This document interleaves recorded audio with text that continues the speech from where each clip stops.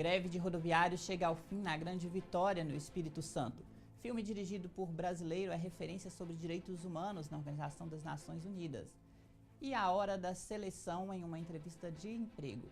Esse é o tema da nossa conversa com o consultor de carreira, Daniel Magalhães. Agora, no Jornal Super News.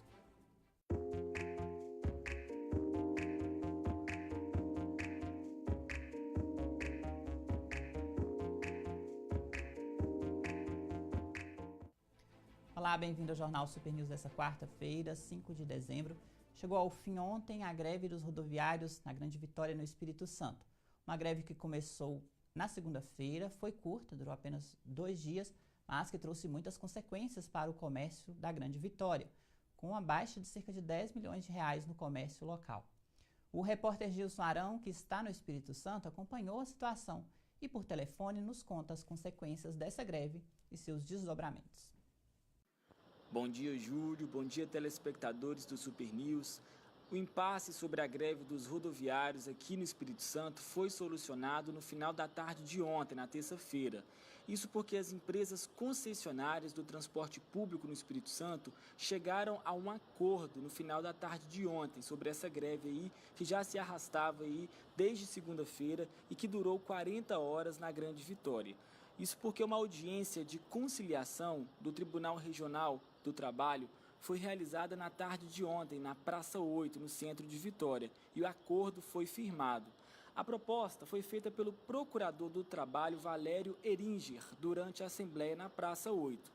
O reajuste de 4,6% foi aceito pelo Sindicato dos Rodoviários e a GV Bus. Esse reajuste ele prevê na prática um aumento nos tickets de alimentação, o plano de saúde e o seguro de vida aí dos motoristas aí. A Justiça, Júlio, havia notificado o Sindicato dos Rodoviários de que pelo menos 70% da frota dos ônibus deveriam estar obrigatoriamente em circulação nas ruas. Caso contrário, o sindicato sofreria uma multa aí. Só que na segunda-feira isso até aconteceu, mas ontem pela manhã, na terça-feira, essa novela se estendeu. O dia amanheceu e milhares de pessoas ficaram sem poder ir ao trabalho. Muitos trabalhadores tiveram seu dia de trabalho cortado e vão ficar prejudicados aí no final do mês. O presidente do sindicato alegou que havia 70% dos ônibus em circulação. Mas não era bem isso que se via aí pelo Espírito Santo ontem. A imprensa local esteve com os trabalhadores nos terminais que estavam vazios. Muitos carros aí passaram a ocupar as principais avenidas do Espírito Santo por conta da falta dos ônibus. Os reflexos principais que a gente vê são pessoas que ficaram prejudicadas aí sem poder ir ao seu trabalho e que vão ficar aí sem receber o pagamento no final do mês. Além de pessoas que ficaram cansadas, né, de estarem exaustas aí, que trabalharam durante toda a madrugada, que trabalharam durante a noite e ficaram sem poder ir ao seu trabalho. E hoje, pela manhã, a gente está vendo os ônibus circular aí em grande quantidade aqui no Espírito Santo, mas ainda se vê uma grande rastro aí que essa greve está deixando com os trabalhadores, Júlio. E no próximo bloco, o filme dirigido por brasileiro será exibido na ONU como referência aos direitos humanos, que este ano completa 70 anos. Voltamos em instantes.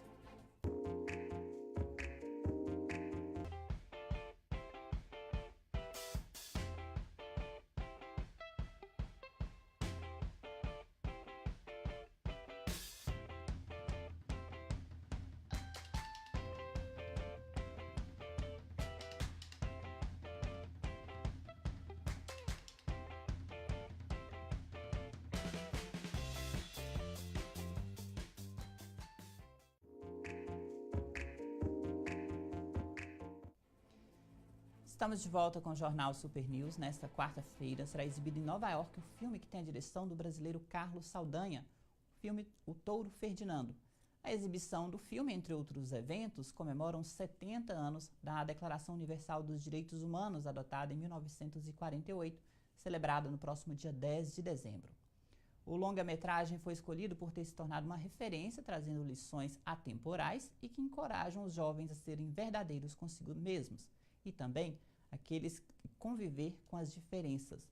A animação promove sociedades pacíficas e inclusivas, em consonância com o Objetivo de Desenvolvimento Sustentável da Organização das Nações Unidas. e por isso foi escolhido para ilustrar esse assunto temático sobre direitos humanos na sede da ONU. O filme Touro Ferdinando é produzido pelos mesmos produtores de A Era do Gelo e Rio. A animação conta a história de um touro pacato, que é confundido com um animal perigoso. Ele é capturado e levado de sua casa, mas se recusa a participar de touradas, buscando a ajuda de novos amigos para voltar ao seu lar. A animação foi indicada em 2018 ao filme de melhor animação. O filme Touro Ferdinando, o livro que inspirou o filme Touro Ferdinando chegou a ser proibido quando foi publicado originalmente em 1936 na Alemanha e também na Espanha durante as ditaduras que vigoravam por lá. No próximo bloco, os comportamentos em uma entrevista de emprego e também o que não se deve fazer durante essa entrevista. É o tema da nossa conversa com Daniel Magalhães, consultor de carreira. Nós voltamos em instantes. Acompanhe na HBO Segunda, documentário HBO, a verdade sobre robôs assassinos. Sábado, maratona DC Comics, Mulher Maravilha, Liga da Justiça e Esquadrão Suicida. E no domingo, novos episódios de Magnífica 70 e Camping. Quer mais? Fique ligado nos canais HBO Max. Mercados Rio Doce, a melhor opção para a sua saúde. Estamos de volta com o Jornal Super News. O consultor de carreiras Daniel Magalhães está aqui com a gente. Bem-vindo, Daniel. Daniel, hoje o nosso assunto é a entrevista para o recrutamento, né, de uma vaga de emprego. Hoje existem muitas formas de recrutamento pela internet, sim, cadastros, concursos, sim, e até mesmo a indicação. O que é essencial numa entrevista de emprego para a pessoa sair bem? Bom, Júlio, antes de mais nada, obrigado mais uma vez, né, pelo convite. Hoje existem várias formas de abordagem que os entrevistadores e recrutadores colocam nas entrevistas. Essas abordagens, elas vão depender muito do tipo de emprego, do tipo de competência que o cargo exige, né? Mas, basicamente, todas elas, o que eu costumo dizer que o que se deve fazer para ter uma boa entrevista. Primeiro, ser coerente com aquilo que você colocou no currículo. Então, a incoerência, ela pode fazer com que você perca a vaga, porque o entrevistador está ali não só para conhecer de você, mas para também saber em que pontos que você colocou no currículo que são realmente verdadeiros. Então, ele vai te confrontar muito. E, nesse sentido, quando você coloca com coerência aquilo que você abordou no seu currículo, você tem mais possibilidade de ser recrutado até para uma segunda, para uma terceira entrevista. Nossa última entrevista, você até abordou sobre o currículo, né? A importância, sim, de você ter demonstrar uma personalidade no currículo, sim, né? O currículo tem uma alma, né? Isso também é importante durante essa entrevista, demonstrar, de certa forma, que você buscou pesquisar sobre a empresa? Exatamente, exatamente. E, porque, por exemplo, quando a pessoa coloca que teve uma experiência profissional X, e aí na entrevista de emprego ela não aborda esse cargo que ela trabalhou em uma outra empresa, ela perde ponto, porque fica parecendo que ele não fez nada naquela experiência profissional. Ou quando ele coloca no currículo que ele fez um curso, uma especialização, uma capacitação. E no momento da entrevista ele também não aborda isso.